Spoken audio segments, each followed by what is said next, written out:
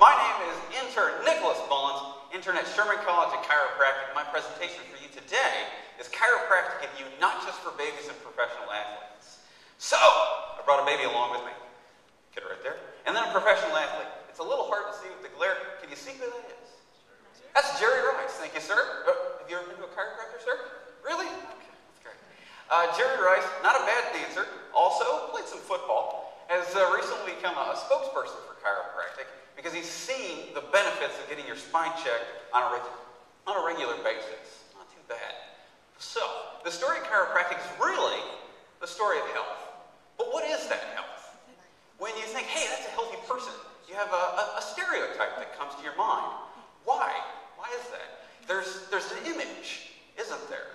So if I say, hey, that's a healthy guy, what do you expect him to look like? Big, strong, strapping young man, something like that? Why? Because we tend to equate appearance of health with actual healthy function. But is that always true? So I'm talking about form versus function.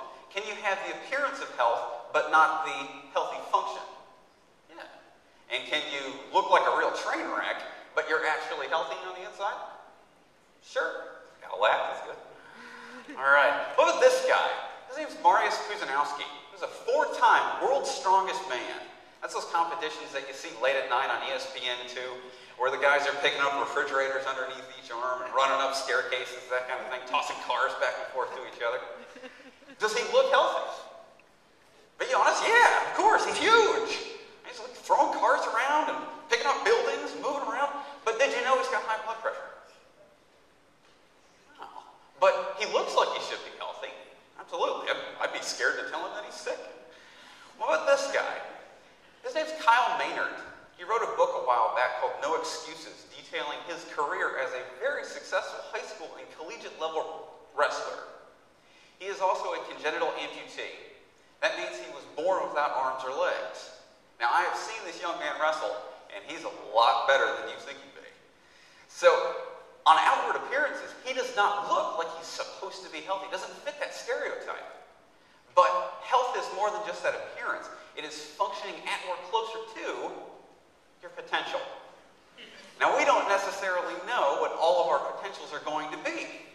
But what I'm going to talk to you today in the next couple of minutes is how you can start to get closer to what that ultimate potential for your health and for yourself and your body is going to be. So Henry here, we have no idea what he's going to be capable of, but I'm very excited to find out what it's going to be. All right. So where's this health and this potential come from? Well, let me ask you a question. What controls everything in your body? There we go, we get an answer. We've only got 10 minutes. All right. It's going to be your brain. And so your brain, we keep that up here. It's going to talk to the rest of your body through your spinal cord. And your spinal cord is going to send all these brain signals to the rest of your body through your nerves. And every cell in your body is connected very, very close by some sort of nerve that comes from your brain, comes from your spinal cord, and goes out to every cell in your body. Pretty cool. All right. So one of my favorite quotes that I came across when I was researching this presentation is an intact nervous system will lead to optimum functioning of the human body. Notice it doesn't say optimum appearance of health. It says optimum functioning. That's not coming from me. That's not coming from a chiropractor. That's coming from Dorland's Medical Dictionary. Not too shabby. Kind of a prestigious source of medical information. All right, not too bad there. But that functioning, that's the real key.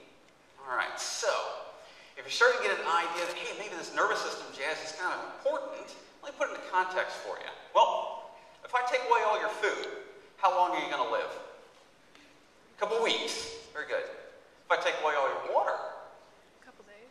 Now a couple days. See where I'm going with this? If I take away your air, how long you got? Now we're down to minutes. If I take away your nervous system, how long do you think you'll last? If I took a pair of scissors and I cut your brain and your spinal cord apart, say, up here at the base of the skull, how long do you think you'd make it? You probably wouldn't even make it to the floor. All right, so this nervous system, pretty important stuff, wouldn't you think? Yes or yes? There we go. See, I gave you an option. All right, so what can damage your nervous system? What do we have to guard against? Well, something called a subluxation. That's what chiropractors refer to as a misalignment that starts to put pressure on that nervous system and starts to reduce its function and starts to interfere with its ability to work and regulate our body. So it's usually a result of some sort of trauma in your life. Now we can get into details about chemical and emotional and physical trauma. We're just going to focus on the big stuff, things that it's easy to see. But some sort of trauma is leading to an imbalance. You're out of whack. Your head's not on straight. Is that good or bad? It's bad, that's right. All right, so it could be a little trauma, a big trauma, something that's causing some sort of imbalance. Now, I don't know how smart you are, but your head weighs about 12 to 15 pounds. Depends on how smart you are. So if this 1 ounce bone at the base of your neck, or the base of your skull rather, if that's gone off to one side, it's creating that imbalance. Now, your posture's tilted just a little bit. Your head's not on straight. You're leaning to the side a little bit.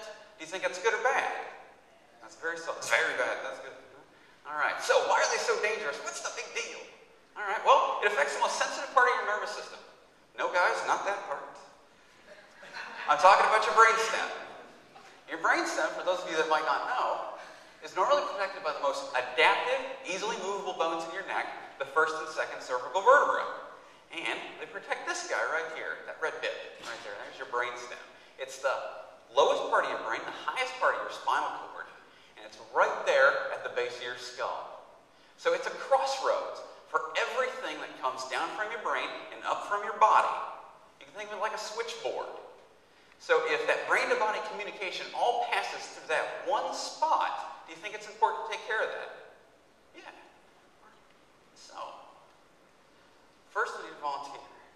Now, I hate audience participation when I have to do it. But if I could get a thumbs up from everybody real quick. There we go. This will be your brainstem. All right? Now, if this is your brainstem, your other hand is going to be the bones that surround and protect that brainstem.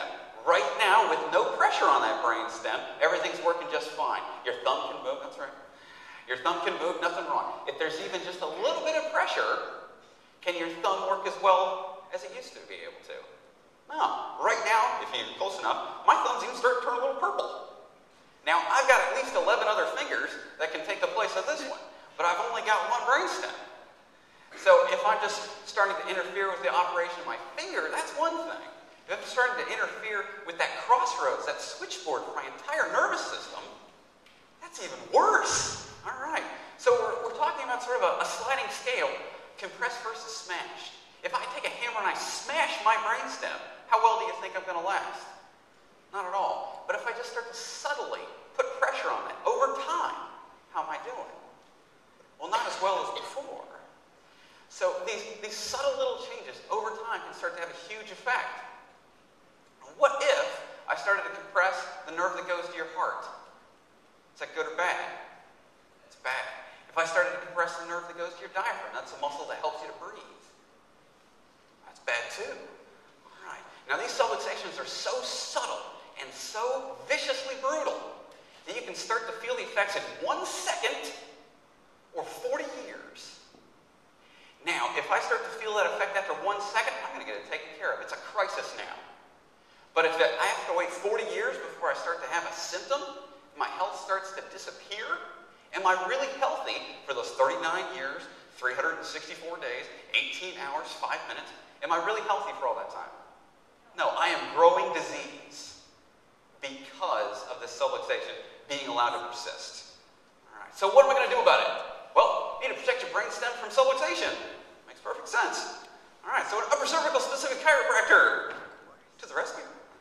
I wrote that because I didn't know how to spell. All right. So we're going to analyze your spine, check you for signs of subluxations. We're going to take some thermal studies. Why are we going to take thermal studies? Well, your brainstem controls everything in your body, including the temperature of the skin over and around your spine. So if I see imbalance in those heat studies, I'm going to be able to tell if there's some imbalance in your nervous system. I'm going to take some customized x-rays because you're different from me. You're different from her. I'm different from you. Doesn't make you a bad person. Your mom still loves you. But your bones are shaped differently. So I'm going to take different x-rays and provide a customized correction specific for you.